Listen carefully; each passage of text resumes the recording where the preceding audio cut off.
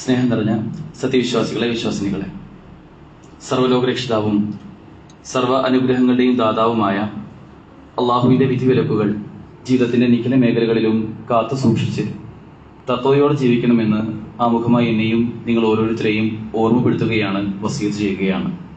അള്ളാഹു അത്തരത്തിൽ അവന് കീഴൊതുങ്ങുന്ന മുത്തഖികളിൽ നമ്മെ ഏവരെയും ഉൾപ്പെടുത്തി അനുഗ്രഹിക്കുമാറാകട്ടെ.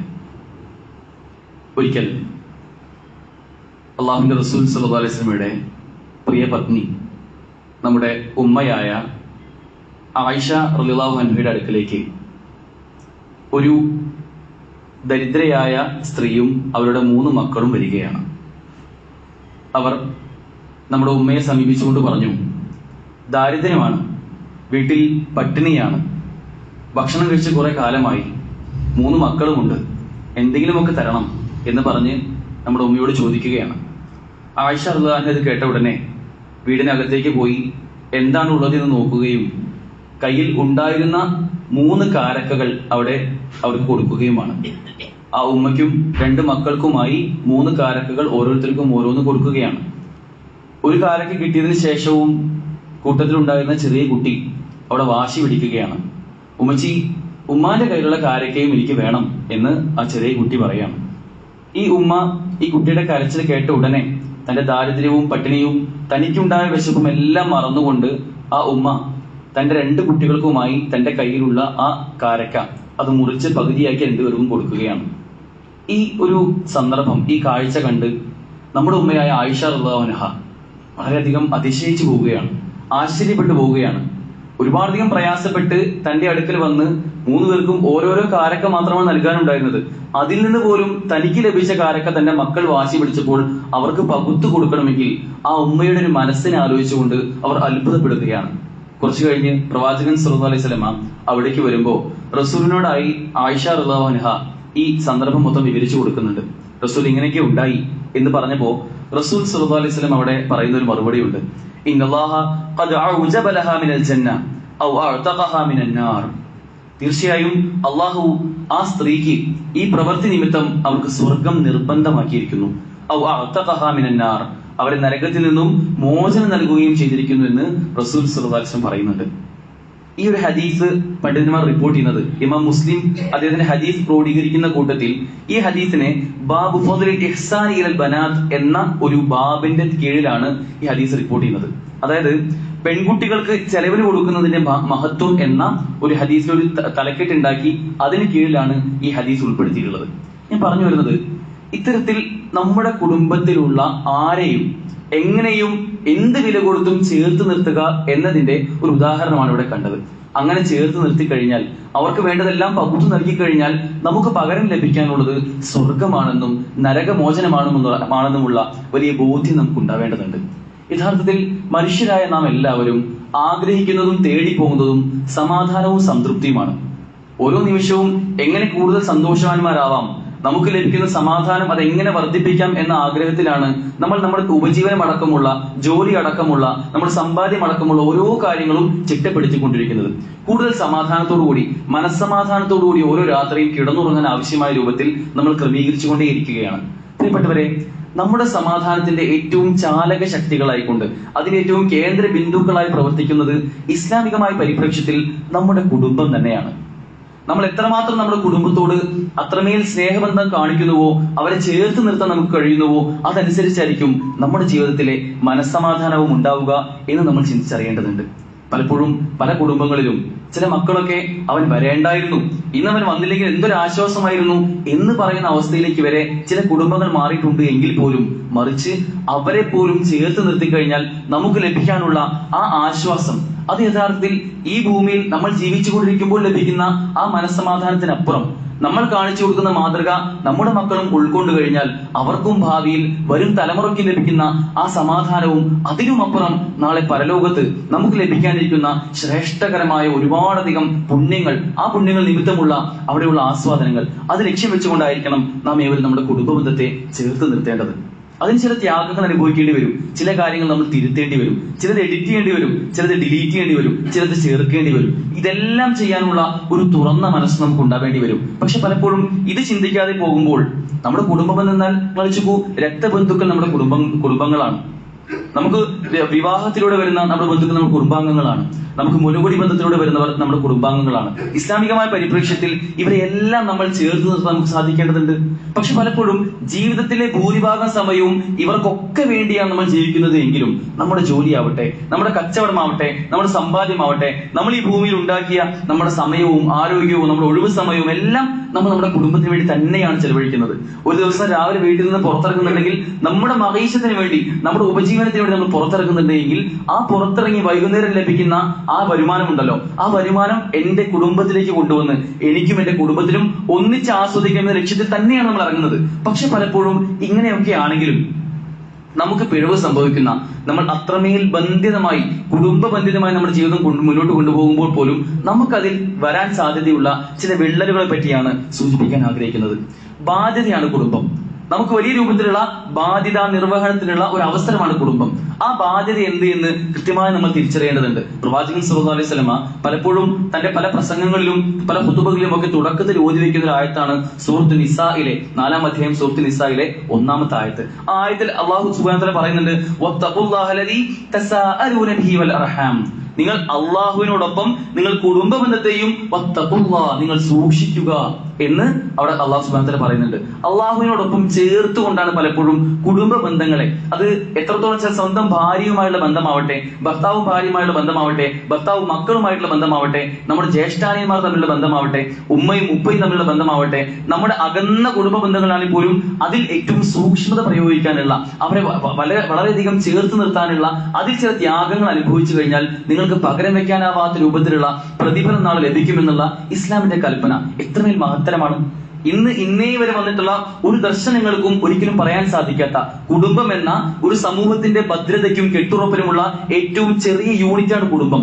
ആ കുടുംബത്തെ നിങ്ങൾ എത്രമേൽ ചേർത്ത് നിർത്തുന്നുവോ അത്രമേൽ നിങ്ങൾക്ക് മനസ്സമാധാനം ലഭിക്കും. അത് ഇവിടെയും നാളെ പരലോകത്തും എന്ന് പറഞ്ഞതിനെ പ്രോത്സാഹിപ്പിക്കുന്ന, അതിന് പുണ്യങ്ങൾ വാരിക്കോരി നമുക്ക് നൽകുന്ന ഇസ്ലാം എന്ന ദർശനത്തിനല്ലാതെ മറ്റേത് മതത്തിനാണ്, മറ്റേത് ദർശനങ്ങൾക്കാണ് ഇത്തരം ഒരു കാഴ്ചപ്പാട് മുന്നോട്ട് വയ്ക്കാൻ കഴിയുക?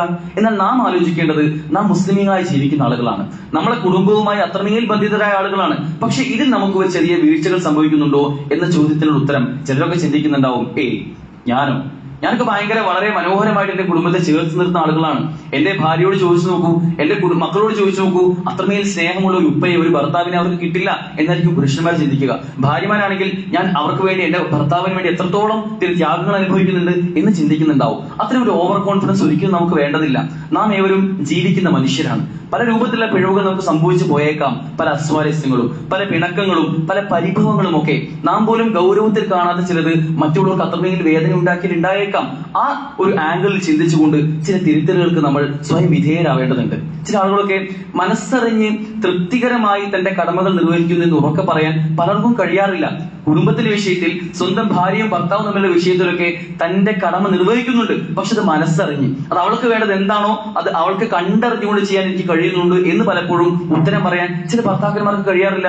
ഇനി ഭാര്യ ഭർത്താക്കന്മാരുടെ വിഷയം മാറ്റി നിർത്തി കഴിഞ്ഞാൽ പലപ്പോഴും കുടുംബത്തിന് വേണ്ടിയിട്ടുള്ള സമയം മാറ്റി നിർത്താൻ നമ്മളെല്ലാവരും തിരക്കുള്ള ആളുകളാണ്.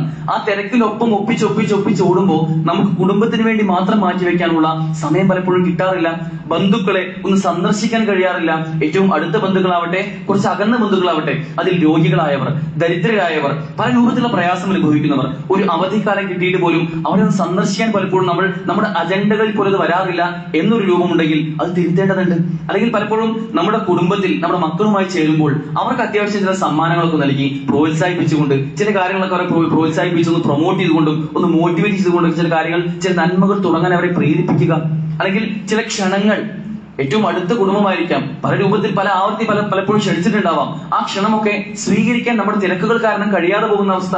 എന്നാൽ തിരക്കില്ലാത്ത സമയത്ത് ആ ക്ഷണിച്ച ആളുകൾ നേരിട്ട് പോയി കാണാൻ പോലും പിന്നീടും സമയമില്ലാത്ത, അത് നോട്ട് ചെയ്യാത്ത, അതിനൊരു പ്രാധാന്യവും പ്രാമുഖ്യവും നൽകാത്ത ചില അവസ്ഥകൾ, അല്ലെങ്കിൽ ചില ആതിഥ്യം അരുളുന്ന, ചില ഗസ്റ്റുകളായിക്കൊണ്ട് ചില കല്യാണങ്ങൾക്കും മറ്റുമൊക്കെ ക്ഷണിക്കുന്ന, ആ ക്ഷണം സ്വീകരിക്കുന്ന, അതിന് ആതിഥ്യം അരുളുന്ന ഇത്തരം ഒരു അവസ്ഥ ഒരിക്കലും നമുക്ക് ഉണ്ടാവുന്നില്ല എങ്കിൽ നാം ആലോചിച്ച് നോക്കേണ്ടത് ചില തിരുത്തലുകൾ നമുക്ക് ആവശ്യമായിട്ട് വരുന്നുണ്ട്. കുടുംബ ബന്ധത്തിന്റെ വിഷയത്തിൽ ആദ്യമായി നമ്മൾ ശ്രദ്ധിക്കേണ്ടത്, ഏറ്റവും പ്രധാനമായി, പ്രാഥമികമായി, അടിസ്ഥാനപരമായി നമുക്ക് ഉണ്ടാവേണ്ട ഒന്നാമത്തെ ഒരു ചിന്ത എന്നുള്ളത് പ്രാർത്ഥനയാണ്. നമ്മുടെ കുടുംബത്തിന് നമ്മുടെ ഭാര്യയും നമ്മുടെ മക്കളും നമ്മളടങ്ങുന്ന നമ്മുടെ കുടുംബ ബന്ധുക്കളായിട്ടുള്ള ആരെല്ലാം ഉണ്ടോ അവർക്ക് വേണ്ടിയുള്ള ആത്മാർത്ഥമായ പ്രാർത്ഥന ഒരു 10-40 വയസ്സായി ജീവിച്ചു പോകുന്നു. ഇത്രയും കാലം ജീവിച്ചു പോകുന്ന ഈ കുടുംബ ജീവിതത്തിൽ എത്ര സമയം ഞാൻ എന്റെ ഭാര്യയ്ക്കും മക്കൾക്കും എന്റെ കുടുംബത്തിനു വേണ്ടി പ്രാർത്ഥിച്ചിട്ടുണ്ട് എന്ന ചോദ്യം നമ്മൾ ചോദിക്കേണ്ടതുണ്ട്. ആ പ്രാർത്ഥന പരിശുദ്ധ ഖുർആൻ തന്നെ സൂറത്തുൽ ഫുസ്സിലത്തിലൂടെ നമുക്ക് പറഞ്ഞു തരുന്നുണ്ട്.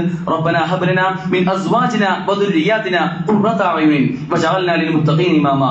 റബ്ബേ, എന്റെ സന്തതികളിൽ നിന്നും എന്റെ ഭാര്യമാരിൽ നിന്നും എനിക്ക് കൺകുളിർമ പ്രദാനം ചെയ്യണം റബ്ബേ എന്നുള്ള പ്രാർത്ഥന അധികരിപ്പിക്കേണ്ടതുണ്ട്. വജഅൽനാ ലിൽ മുത്തഖീന ഇമാമാ, മുത്തഖികളായ ആളുകൾക്ക് ഞങ്ങൾ നീ ഇമാമുമാരാക്കണേ, ഞങ്ങൾ നീ മാതൃകയാക്കണേ എന്നുള്ള പ്രാർത്ഥന നിരന്തരം നമ്മൾ പ്രാർത്ഥിക്കേണ്ടതുണ്ട്.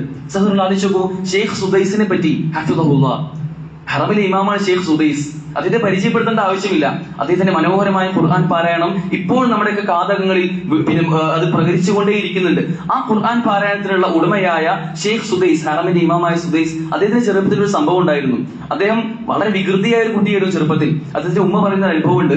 അദ്ദേഹത്തിന്റെ വീട്ടിലേക്ക് കുറച്ച് അതിഥികൾ കയറി വന്നപ്പോ വികൃതി കുട്ടിയായ ഷെയ്ഖ് സുദൈസ് അദ്ദേഹം ആ സമയത്ത് അതിഥികൾക്ക് വേണ്ടി ഒരുക്കി വെച്ച ചില കഞ്ഞികൾ, ഗോതമ്പ് കഞ്ഞികൾ ഉണ്ടായിരുന്നു. ആ കഞ്ഞികളിൽ മണ്ണ് വാരിയിട്ട് പോകുന്ന ഒരു അവസ്ഥ ഉണ്ടായി. അതിഥികൾ വന്ന് നോക്കിയപ്പോ അവർക്ക് കഴിക്കാനായി മറ്റൊന്നും ഉണ്ടായിരുന്നില്ല വീട്ടിൽ. വലിയ പ്രയാസം ആ ഉമ്മയ്ക്ക് ഉണ്ടായി. അവരങ്ങനെ മടങ്ങി പോകുന്ന ഒരു അവസ്ഥ ഉണ്ടായി. ആ ഉമ്മ ആ നിരാശയിൽ, ആ പ്രയാസത്തിൽ പ്രാർത്ഥിച്ചൊരു പ്രാർത്ഥന ഉണ്ട്. റബ്ബേ, ഇവൻ എന്തൊരു ഗുണകാംക്ഷയില്ലാത്ത എന്തൊരു വികൃതി കുട്ടിയാണ് എന്ന് പറഞ്ഞ ആ കുട്ടിയെ കുറ്റപ്പെടുത്തുകയല്ല ചെയ്തത്. ആ ഉമ്മ പ്രാർത്ഥിച്ച പ്രാർത്ഥന അത് ഏറ്റവും ടോപ്പ് മോസ്റ്റ് പ്രാർത്ഥനയായിരുന്നു. ആ ഉമ്മ പ്രാർത്ഥിക്കുന്നുണ്ട്, റബ്ബേ എന്റെ മകനെ ഹറമിലെ ഇമാമാക്കണേ റബ്ബേ എന്ന് ആ ഉമ്മ അപ്പോൾ പ്രാർത്ഥിച്ചിരുന്നു എന്നുള്ളതാണ്. ആ പ്രാർത്ഥന അള്ളാഹു സ്വീകരിക്കുകയും ഇന്ന് ഷെയ്ഖ് സുദൈസ് ഹറമിന്റെ കാര്യസ്ഥനായിക്കൊണ്ട് അവിടെയുള്ള ഇമാമായിക്കൊണ്ട് മാറുന്ന ഒരു അവസ്ഥയും ഉണ്ടായി എന്നുള്ളതാണ്.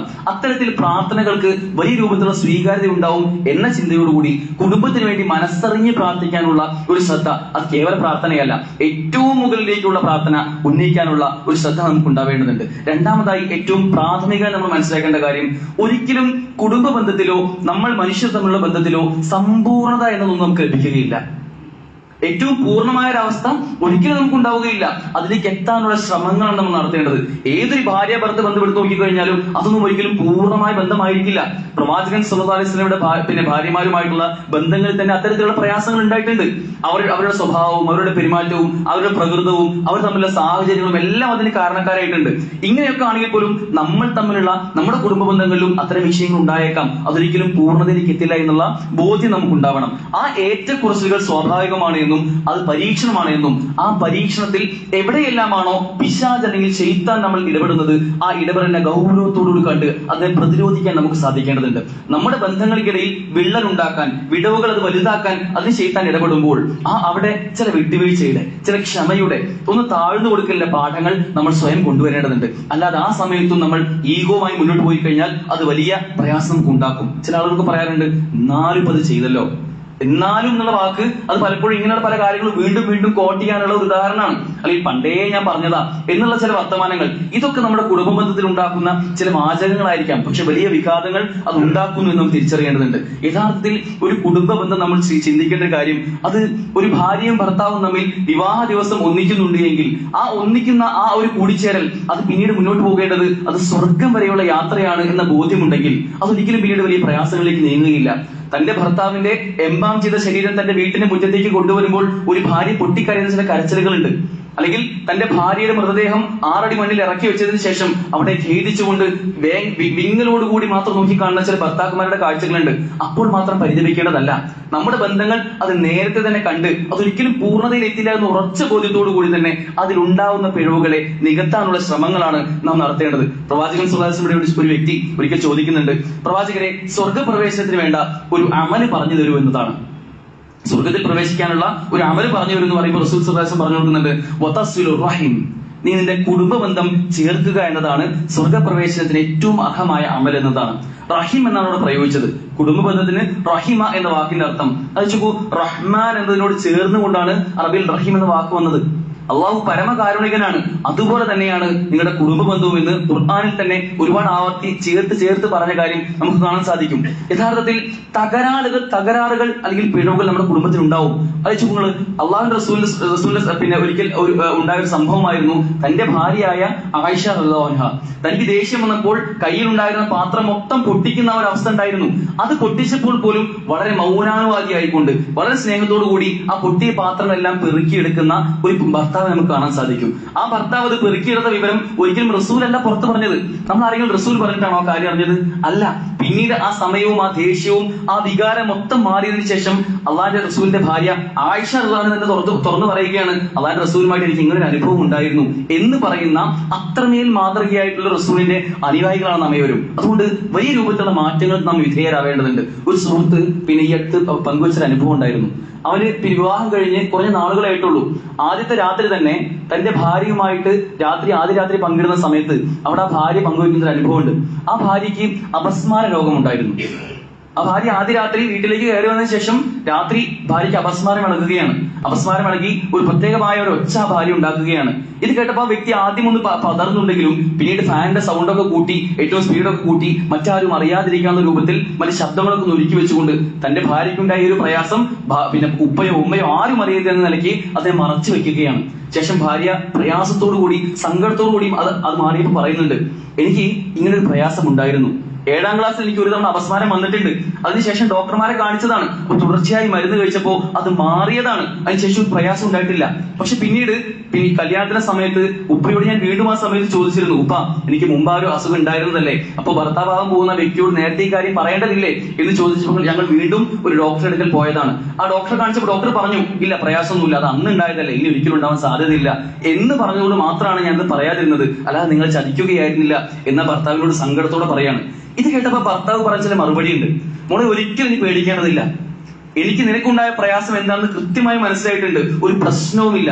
നിന്നെ ഞാൻ എന്റെ വിവാഹം ശേഷം എന്റെ ഇണയായി കൂടെ കൂട്ടി കൊണ്ടുവന്നിട്ടുണ്ട് എങ്കിൽ അത് കേവലം ഒരു രാത്രിയോ 2 രാത്രിയോ ഒപ്പം നിൽക്കാനല്ല, മറിച്ച് നാളെ സ്വർഗത്തിലും ആ സ്വർഗത്തിന്റെ വാതിലിലും ഒന്നിച്ച് പ്രവേശിക്കണം എന്നുള്ള ബോധ്യത്തോടു കൂടിയാണ് എന്ന് ആ ഭാര്യയെ പറഞ്ഞ് മനസ്സിലാക്കുന്ന ആ ഭർത്താവിന് ഒരു ഈമാനുണ്ട്. മനുഷ്യസഹോദരങ്ങളെ, നമ്മളാണ് ആ സ്ഥാനത്തെങ്കിൽ എന്തായിരിക്കും ഉണ്ടാവുക? വിവാഹം കഴിഞ്ഞ് 1ാമത്തെ രാത്രി ഉണ്ടായ ഒരു അനുഭവത്തിന് നമ്മൾ എങ്ങനെയായിരിക്കും മറുപടി പറയുക? അത്രമേൽ നമുക്ക് വലിയ മാതൃകളാവാൻ സാധിക്കേണ്ടതുണ്ട്.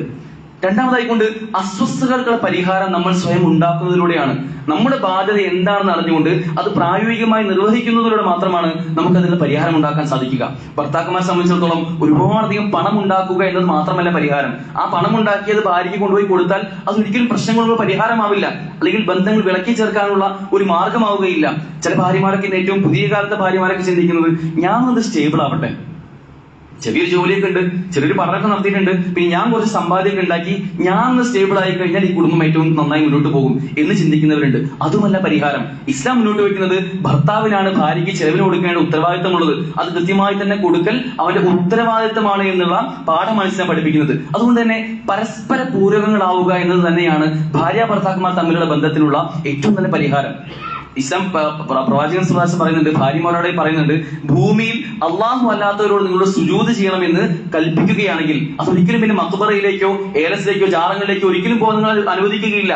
അള്ളാഹു അല്ലാത്ത ഒരാളോട് സുജൂദ് ചെയ്യണമെന്ന് നിങ്ങളോട് കൽപ്പിക്കുകയാണെങ്കിൽ നിങ്ങൾ സുജൂദ് ചെയ്യേണ്ടി വരിക അൻ തസ്ജുദ ലിസൗജിഹാ, നിങ്ങൾ നിങ്ങളുടെ ഭർത്താവിന് മുമ്പിലായിരിക്കും സുജൂദ് ചെയ്യേണ്ടി വരിക എന്ന് അള്ളാഹുവിന്റെ റസൂൽ പറയുന്നുണ്ട്. അത്രമേൽ ബാധ്യത നിങ്ങൾക്ക് നിങ്ങളുടെ ഭർത്താവിനോട് ഉണ്ട് എന്നതാണ്. ഇനി ഭർത്താക്കന്മാരോട് ഭാര്യമാരോട് പറയുന്നുണ്ട്. ഒരിക്കലും മുആവിയ റളിയല്ലാഹു അൻഹു ചോദിക്കുന്നുണ്ട്, യാ റസൂലുള്ളാഹ് മാ ഹഖ്ഖു സൗജിനാ അലൈഹി, എനിക്ക് എന്റെ ഭാര്യയോടുള്ള ഏറ്റവും നൽകേണ്ട അവകാശം എന്താണ് റസൂൽ എന്ന് ചോദിച്ചപ്പോ റസൂൽ സ്വല്ലല്ലാഹു അലൈഹി വസല്ലം പറയുന്നുണ്ട്, തുതഇമുഹാ ഇദാ അകൽത്, നീ എങ്ങാനും ഭക്ഷണം കഴിക്കുകയാണെങ്കിൽ നീ അവളെ ഭക്ഷിപ്പിക്കുക. വതസ്കൂഹാ വതക്സൂഹാ ഇദാ ഇക്തസൈത്, നീ എങ്ങാനും വസ്ത്രം ധരിക്കുകയാണെങ്കിൽ നീ അവളെയും വസ്ത്രം ധരിപ്പിക്കുക.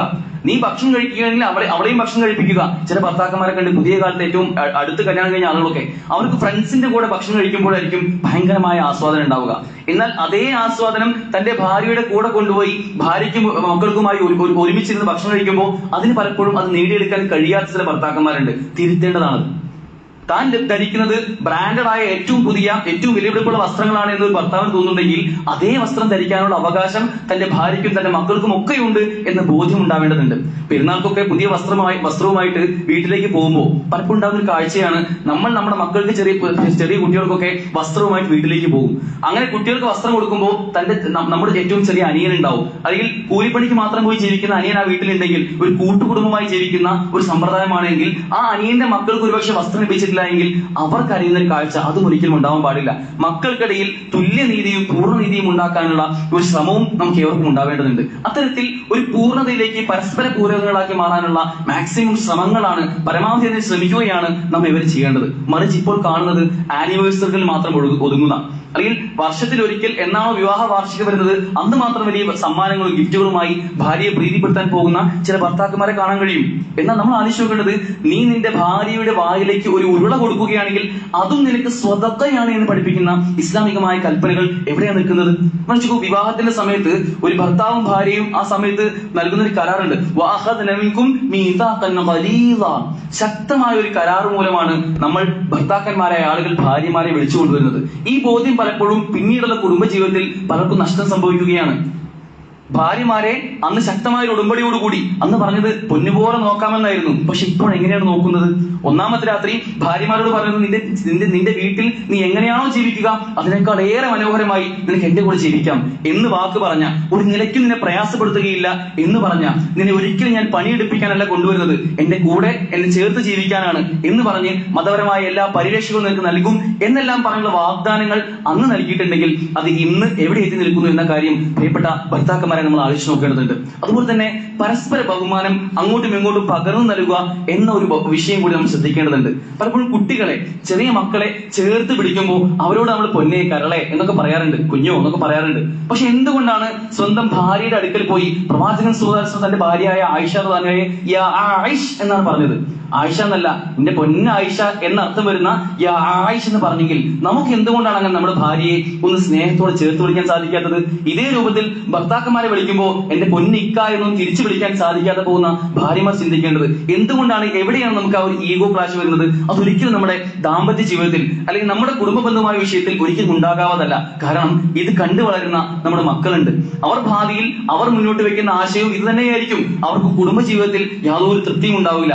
എന്റെ ഉമ്മയും ഇപ്പൊ ഇങ്ങനെയൊക്കെ ജീവിച്ച ആൾക്കാരാ, അപ്പൊ ഈ കുടുംബജീവിതം എന്ന് പറഞ്ഞാൽ ഇങ്ങനെയൊക്കെ തന്നെ, അതിന്റെ ഒന്നും ആവശ്യമില്ല, നമുക്ക് ലിവിംഗ് ടൂറിലേക്ക് പോവാം, നമുക്ക് പുതിയ കാലത്തെ അത്തരത്തിലൊരു ഫ്രീ സെക്സ് ആസ്വദിക്കാം എന്നൊക്കെ പറഞ്ഞ് മക്കൾ പോകുന്നുണ്ടെങ്കിൽ അത് കുടുംബജീവിതത്തിലുള്ള സൂക്ഷ്മത ഇപ്പോഴുള്ള ഭാര്യയും ഭർത്താവും അല്ലെങ്കിൽ ഉപ്പയും ഉമ്മയും കാണിക്കാത്തത് കൊണ്ടായിരിക്കാം എന്ന് നാം ചിന്തിക്കേണ്ടതുണ്ട്. സഹോദരങ്ങളെ, ലഖദ് കാന ലക്കും റസൂലുള്ളാഹി ഉസ്വത്തുൻ ഹസന, റസൂൽ സല്ലല്ലാഹു അലൈഹി വസല്ലം നമുക്ക് അത്തരത്തിൽ ഉത്തമമായ മാതൃകയുണ്ട്. സ്വന്തം ഭാര്യയുമായി ഓട്ട മത്സരം നടത്തുന്ന ഭർത്താവ്, അല്ലെങ്കിൽ സ്വന്തം പേരക്കുട്ടികളുമായി ആന കളിക്കുന്ന വല്യപ്പ.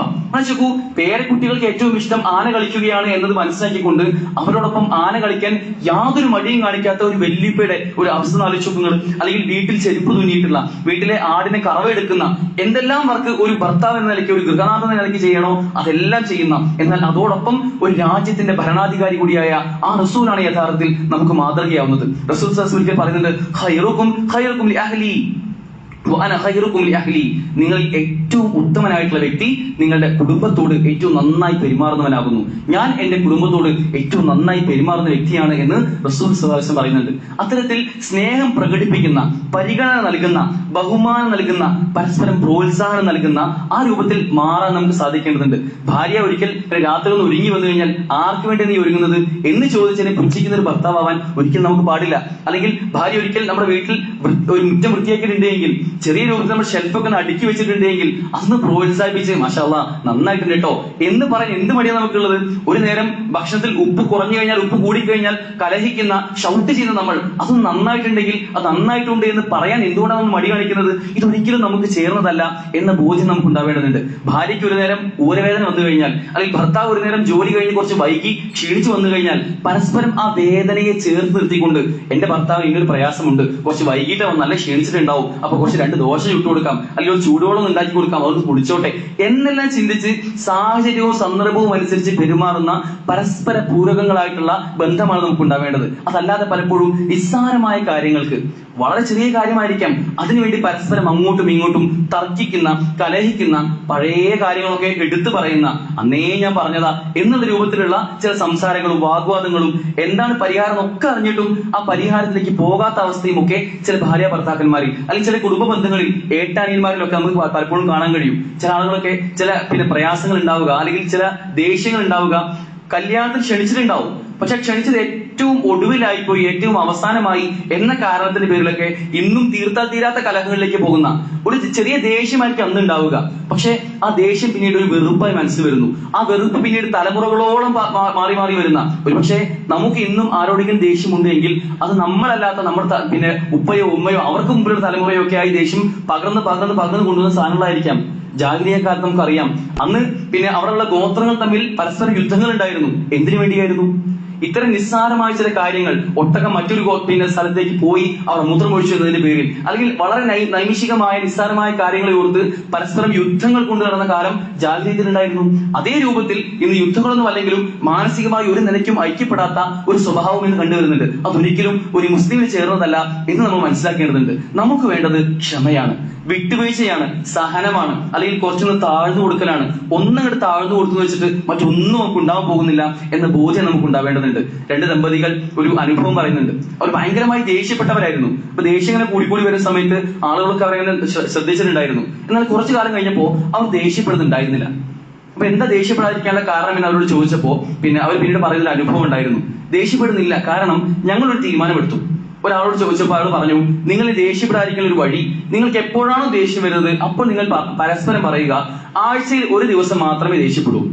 ഒരു ദിവസം നിങ്ങൾക്ക് നിശ്ചയിക്കാം. ഇപ്പൊ ഞങ്ങൾ നിശ്ചയിച്ചു ബുധനാഴ്ച മാത്രമേ ഞങ്ങൾ പരസ്പരം ദേഷ്യപ്പെടുകയുള്ളൂ. അപ്പൊ അങ്ങനെ അവര് പിന്നെ ചൊവ്വാഴ്ച ദേഷ്യം വന്നു കഴിഞ്ഞാൽ പറയും, ഇല്ല ഇന്ന് ദേഷ്യപ്പെടാൻ പാടില്ല, ബുധനാഴ്ച ദേഷ്യപ്പെടാം.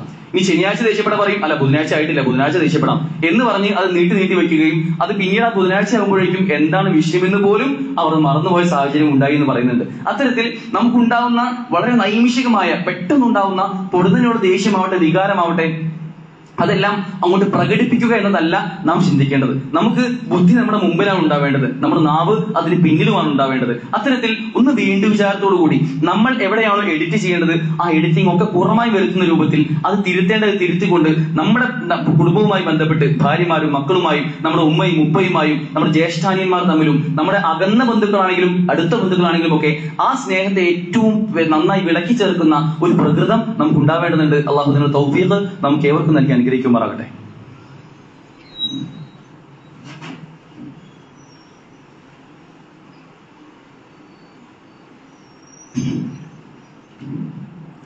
അൽഹംദുലില്ലാഹ് വസ്സലാത്തു വസ്സലാമു അലാ റസൂലില്ലാഹ് വഅലാ ആലിഹി വസഹ്ബിഹി അജ്മഈൻ അമ്മാ ബഅദ്. സഹോദരങ്ങളെ, നമ്മൾ കേൾക്കുന്ന കാര്യങ്ങൾ അത് നമുക്ക് ഉപകാരപ്രദമാവണമെങ്കിൽ തീർച്ചയായിട്ടും അത് പ്രായോഗികമായി എങ്ങനെയാണ് നമ്മൾ ചെയ്യേണ്ടത് എന്നുള്ള ബോധ്യം നമുക്കുണ്ടാവണം. ഒരു അവധിക്കാലത്തിലൂടെയാണ് നമ്മൾ കടന്നു പോകുന്നത്. ഒരു അവധിക്കാലം എന്ന നിലയ്ക്ക് ഒഴിവുണ്ടാവുന്ന നമ്മുടെ മക്കൾ, അവർക്ക് ചില മാതൃകകൾ നെയ്തു തീർക്കാൻ നമുക്ക് സാധിക്കേണ്ടതുണ്ട്. ഈ ഒരു അവധിക്കാലത്ത് ഈ പറഞ്ഞ കുടുംബ ബന്ധം എന്ന വിഷയത്തിൽ തന്നെ നമുക്ക് നമ്മുടെ മക്കൾക്ക് മാതൃകയാകാൻ കഴിയുന്ന ചില കാര്യങ്ങളാണ് അവരുമായി ഒന്നിച്ചുള്ള ചില യാത്രകൾ പോവുക. മക്കളുമായി ചേർന്ന് ചില യാത്രകൾ, അതൊരു വിനോദയാത്ര എന്നതിനപ്പുറം നമ്മുടെ കുടുംബ ബന്ധുക്കളെ പല രൂപത്തിൽ പല നാടുകളിലൊക്കെ മാറി മാറി ചിതറി കടക്കുന്ന നമ്മുടെ കുടുംബ ബന്ധുക്കൾ ഉണ്ടാവും. അതിൽ തന്നെ പാവപ്പെട്ടവരുണ്ടാവും, രോഗികളുണ്ടാവും, സന്ദർശനം ആഗ്രഹിക്കുന്ന ആളുകളുണ്ടാവും. ചിലപ്പോൾ ഒന്നും കൊടുക്കേണ്ടി വരില്ല, ഒന്ന് പോയി ഒരു നല്ല വാക്ക് പറഞ്ഞാൽ, അവർക്കൊന്ന് പ്രാർത്ഥിച്ചു കഴിഞ്ഞാൽ തന്നെ വലിയ മാറ്റങ്ങൾ ഉണ്ടാക്കുന്ന ബന്ധുക്കൾ ഉണ്ടാവും. അവരെയൊക്കെ സന്ദർശിക്കാൻ, ആ സന്ദർശനത്തിലൂടെ ആ യാത്രയിൽ ഇസ്ലാമിക മര്യാദകളൊക്കെ പറഞ്ഞു കൊടുത്ത് അങ്ങനെ ഒരു യാത്രയൊക്കെ പ്ലാൻ ചെയ്യാൻ നമ്മൾ വിചാരിച്ചാൽ സാധിക്കും. ഒരുപക്ഷെ നമുക്ക് ഈ ചിന്തിക്കുന്ന ഭർത്താക്കന്മാർക്കായിരിക്കും ഇതിൽ പിന്നെ ഡ്യൂട്ടിയും ലീവൊക്കെ പിന്നെ പ്രയാസം ഉണ്ടാവുക. എന്നാൽ മക്കൾ ഈ ഒരു അവധിക്കാലം പൂർണ്ണമായും അവരടിച്ചു കൊടുക്കുകയാണ്. ആ അവധിക്കാലത്ത് അവർക്ക് ഇത്തരം നല്ല മാതൃകകൾ പകർന്നു കൊടുക്കാൻ നമുക്ക് സാധിക്കേണ്ടതുണ്ട്. ചിലപ്പോഴൊക്കെ വളരെ അതിശയിച്ചു പോകാറുണ്ട്. ചില കുട്ടികൾ ഇന്ന് നമുക്കറിയാം, ഇന്ന് വാട്സപ്പ് ഗ്രൂപ്പുകളിലാണ് കുടുംബ ബന്ധമെല്ലാം നമ്മൾ വിളക്കി ചേർക്കാറുള്ളത്. ഒരു ഫാമിലി ഗ്രൂപ്പിൽ എല്ലാ ആളുകളും ഉണ്ടോ എങ്കിൽ അവരുമായിട്ടൊക്കെ നല്ല ബന്ധമുണ്ട് എന്നതാണ് പലപ്പോഴും നമ്മൾ ചിന്തിക്കുക. എന്നാൽ അതേ വാട്സപ്പ് ഗ്രൂപ്പിൽ ചില മരണ വിവരങ്ങൾ പുറത്തു വരാറുണ്ട്. ഇന്നാ ലില്ലാഹി വ ഇന്നാ ഇലൈഹി റാജിഊൻ, ഇന്ന ആള് ഇന്ന സമയത്ത് മരണപ്പെട്ടു കഴിഞ്ഞു എന്ന് പറയുമ്പോൾ നമ്മുടെയൊക്കെ മക്കൾ നമ്മുടെ അടുത്തുനിന്ന് ചോദിക്കാറുണ്ട്, ഉമ്മച്ചിയെ ഇതിപ്പോ ആരായി ഫോട്ടോയിൽ കാണുന്നത്? ഇവർ കണ്ടിട്ട് കുറച്ച് മുമ്പ് നമ്മൾ എവിടെന്നോ കണ്ടിട്ടുണ്ടല്ലോ, ഇത് ആരാന്നറിയോ എന്ന് ചോദിച്ച് നമ്മുടെ അടുക്കിലേക്ക് വരാറുണ്ട്. അങ്ങനെ ഒരു അവസ്ഥ നമുക്കുണ്ട് എങ്കിൽ, നമ്മുടെ ഏറ്റവും അടുത്ത കുടുംബക്കാരുമായിട്ട് പോലും നമ്മുടെ മക്കൾക്ക് വേണ്ട രൂപത്തിലുള്ള ബന്ധമില്ല എങ്കിൽ, അതിൽ ചില വീഴ്ചകൾ സംഭവിക്കുന്നുവെങ്കിൽ നമ്മൾ ഗൗരവത്തിൽ ആലോചിച്ച് നോക്കണം. നമ്മുടെ മക്കൾക്ക് അത്തരമൊരു ബന്ധം അവർക്ക് പറഞ്ഞു കൊടുക്കാൻ, അവരെ ബോധ്യപ്പെടുത്താൻ, അവരെ സന്ദർശിച്ചുകൊണ്ട് അവരെ ചേർത്ത് നിർത്തിക്കൊണ്ട് കാണിച്ചു കൊടുക്കാൻ നമുക്ക് കഴിഞ്ഞിട്ടില്ല എങ്കിൽ അത് തിരുത്തേണ്ടതുണ്ട്. അങ്ങനെ ഒരു അവസ്ഥ ഒരിക്കലും നമുക്ക് ഉണ്ടാവാൻ പാടില്ല. അതിന് ഈ ഒരു അവധിക്കാലം നമ്മൾ നന്നായിട്ട് തന്നെ വിനിയോഗിക്കേണ്ടതുണ്ട്. നോക്കൂ, കുടുംബ ബന്ധം എന്നത് അത് അത്രമേൽ ചേർത്ത് നിർത്തിക്കഴിഞ്ഞാൽ നമുക്ക് സ്വർഗമുണ്ട് എന്ന് അള്ളാഹു കൽപ്പിച്ച, അല്ലെങ്കിൽ നിങ്ങൾ എപ്പോഴാണോ അത് ചേർത്ത് നിർത്താത്തത്, നിങ്ങളതിൽ പിഴവ് സംഭവിക്കുന്നുവോ, നിങ്ങൾക്കതിൽ നരകമുണ്ട് എന്നും പഠിപ്പിക്കുന്ന ഗൗരവകരമായ വിഷയമാണ്. അതുകൊണ്ട് കുറച്ചുകൂടി ക്ഷമ കാണിച്ച്, വിട്ടുവീഴ്ച കാണിച്ച്, സന്ദർശനത്തിന് സമയം കണ്ടുകൊണ്ട് മുന്നോട്ട് പോകാൻ നമുക്ക് സാധിക്കേണ്ടതുണ്ട്. ചില ആളുകളൊക്കെ ചേർത്ത് വായിക്കേണ്ട ഒരു വിഷയം, നാം അങ്ങോട്ട് കുടുംബ ബന്ധം ചേർക്കാൻ പോയാൽ പോലും തിരിച്ച് ഇങ്ങോട്ട് നല്ല ബന്ധമല്ല എന്ന് പറയുന്ന ആളുകളെയും കാണാൻ സാധിക്കും. ഇങ്ങോട്ട് വളരെ കാലമായിട്ട് കാണാത്ത ആളുകളാണെങ്കിൽ പോലും അങ്ങോട്ട് ബന്ധം ചേർക്കാൻ വേണ്ടി പോകുമ്പോൾ പോലും തിരിച്ച് നല്ലൊരു പ്രതികരണം ലഭിക്കാത്ത ചില സന്ദർഭങ്ങളും കാണാൻ കഴിയും. അങ്ങനെ വരുമ്പോൾ അതിൽ ഖേദിച്ച് പ്രയാസപ്പെട്ടുകൊണ്ട് മാറി നിൽക്കുകയല്ല നമ്മൾ വേണ്ടത്. എത്ര മോശം പ്രതികരണമാണെങ്കിൽ പോലും ഇത് ഞാൻ ആ വ്യക്തിയിലേക്ക് ചേർത്ത് കൊണ്ടുപോകുന്നത് ഇത് അള്ളാഹുവിന്റെ പ്രീതി ഉദ്ദേശിച്ചുകൊണ്ടാണ്. എത്ര ഡിസ്റ്റന്റ് ആയിട്ടുള്ള, ഒരിക്കലും ബന്ധപ്പെടാത്ത രൂപത്തിലുള്ള ഒരു ബന്ധമാണെങ്കിൽ പോലും അത് അള്ളാഹുവിന്റെ പ്രീതി ഉദ്ദേശിച്ചുകൊണ്ട് മാത്രമാണ് ഞാൻ പോകുന്നത് എന്ന് ആലോചിച്ചുകൊണ്ട് അവരെന്നെ എങ്ങനെ തന്നെ അകറ്റാൻ ശ്രമിച്ചാലും, അത് പണ്ട് കാലത്ത് എന്തെങ്കിലും വിഷയം പറഞ്ഞുകൊണ്ട് എന്നെ മാറ്റി നിർത്താൻ ശ്രമിച്ചാലും ഞാൻ ക്ഷമ കൈക്കൊള്ളുമെന്നും ഞാൻ അവർക്ക് വേണ്ടി പ്രാർത്ഥിക്കുമെന്നുമുള്ള ഉറച്ച ബോധ്യമാണ് നമുക്ക് ഉണ്ടാവേണ്ടത്. ആത്മാർത്ഥമായി നമ്മൾ പ്രാർത്ഥിക്കുമ്പോൾ നമ്മളും നമ്മുടെ കുടുംബവും നമ്മുടെ ഭാര്യയും മക്കളും നമ്മുടെ ബന്ധുക്കളും എല്ലാം നമ്മളോടൊപ്പം സ്വർഗത്തിൽ പ്രവേശിക്കുവാനും ആ സ്വർഗപ്രവേശത്തോടൊപ്പം തന്നെ നരകമോചനം നമുക്ക് എല്ലാവർക്കും നേടിയെടുക്കാനും നമുക്ക് സാധിക്കേണ്ടതുണ്ട് എന്ന പ്രാർത്ഥനയാണ് നമുക്ക് ഉണ്ടാവേണ്ടത്. അതോടൊപ്പം ഇതിലൊക്കെ എന്റെ ഭാഗത്ത് എന്തെങ്കിലും വീഴ്ച വരുന്നുണ്ടോ? പലപ്പോഴും മറ്റുള്ളവരെ കുറ്റം പറയാൻ നമുക്ക് വളരെ എളുപ്പമാണ്. പക്ഷെ അതിന് മറിച്ച് നമ്മുടെ ഭാഗത്ത് എന്തെങ്കിലും ഈ വിഷയത്തിൽ വീഴ്ച വരുന്നുണ്ടോ? എന്റെ ഭാര്യയുമായുള്ള ബന്ധത്തിൽ, എന്റെ മക്കളുമായുള്ള ബന്ധത്തിൽ, എന്റെ ഉമ്മയും ഉപ്പയും എന്റെ അകന്ന ബന്ധുക്കളും അടുത്ത ബന്ധുക്കളുമായും ഒക്കെയുള്ള ബന്ധത്തിൽ എവിടെയെങ്കിലും ചില വീഴ്ചകൾ സംഭവിക്കുന്നുണ്ടോ എന്ന് ചിന്തിക്കുന്ന ഒരു വ്യക്തിയായിക്കൊണ്ട് മാറാൻ നമുക്ക് ഏവർക്കും സാധിക്കേണ്ടതുണ്ട്. അങ്ങനെ സ്വർഗപ്രവേശനം എളുപ്പമാകുന്ന, നരകമോചനം എളുപ്പമാകുന്ന നല്ല വിശ്വാസികൾ ഉൾപ്പെടാൻ നമുക്ക് സാധിക്കണം. അള്ളാഹുവിന്റെ തൗഫീഖ് നമുക്ക് ഏവർക്കും നൽകി അനുഗ്രഹിക്കുമാറാകട്ടെ. നമ്മൾ സംഭവിച്ചു പോയിട്ടുള്ള തെറ്റുകുറ്റങ്ങൾ അള്ളാഹു പുറത്തു മാപ്പാക്കി തരുമാറാകട്ടെ. നമ്മൾ ഇന്ന് മരണപ്പെട്ടു പോയ നമ്മുടെ മുൻഗാമികൾ, നമ്മുടെ ഉമ്മമാർ ഉപ്പമാർ, അവർക്കെല്ലാം അള്ളാഹു അവരുടെ ഖബറിനെ വിശാലമാക്കിക്കൊണ്ട് മഗ്ഫിറത്തും മർഹമത്തും നൽകി സ്വർഗീയ ആരാമങ്ങളിൽ നമ്മയും അവരെയും ഒരുമിച്ച് കൂട്ടി അനുഗ്രഹിക്കുമാറാകട്ടെ. ഇപ്പോഴും രോഗങ്ങളും പ്രയാസങ്ങളും കഷ്ടപ്പാടുകളും ഒക്കെ അനുഭവിക്കുന്ന, കടം കൊണ്ട് പ്രയാസപ്പെടുന്ന, സാമ്പത്തികമായി ഒരുപാട് പരാധീനങ്ങൾ അനുഭവിക്കുന്ന ഒരുപാട് നമ്മുടെ ബന്ധുക്കളുണ്ട്, നമ്മുടെ കുടുംബാംഗങ്ങളുണ്ട്. അവർക്കെല്ലാം അള്ളാഹു ഉദവിയും തുറവിയും നൽകി അനുഗ്രഹിക്കുമാറാകട്ടെ. മാരകമായ അസുഖങ്ങളും രോഗങ്ങളും ബാധിക്കുന്ന ആളുകൾ, അതിനെല്ലാം അള്ളാഹു നമ്മെ ഏവരെയും കാത്തു രക്ഷിക്കുമാറാകട്ടെ. നമ്മുടെ മക്കളിലും നമ്മുടെ കുടുംബത്തിലുമെല്ലാം അള്ളാഹു കൺകുളിർമ പ്രദാനം ചെയ്യുമാറാകട്ടെ. ലോകത്തിന്റെ വിവിധ ഭാഗങ്ങളിൽ പ്രയാസം അനുഭവിക്കുന്ന ഒരുപാടധികം ജനവിഭാഗങ്ങളുണ്ട്. അവർക്കെല്ലാം അള്ളാഹു മോചനവും സ്വാതന്ത്ര്യവും അവർക്ക് നിർഭയത്വം നൽകി അനുഗ്രഹിക്കുമാറാകട്ടെ. اللهم اغفر للمؤمنين والمؤمنات والمسلمين والمسلمات والأحياء منهم والأموات. اللهم أعز الإسلام والمسلمين وأذل الشرك والمشركين. اللهم انصر إخواننا المجاهدين في فلسطين. اللهم انصر إخواننا المجاهدين في فلسطين. اللهم انصر إخواننا المجاهدين في كل مكان. اللهم اجرنا من النار. اللهم اجرنا من النار. اللهم اجرنا من النار. ربنا آتنا في الدنيا حسنة وفي الآخرة حسنة وقنا عذاب النار. ربنا تقبل منا إنك أنت السميع العليم وتب علينا إنك أنت التواب الرحيم واغفر لنا يا غافر المذنبين والحمد لله رب العالمين.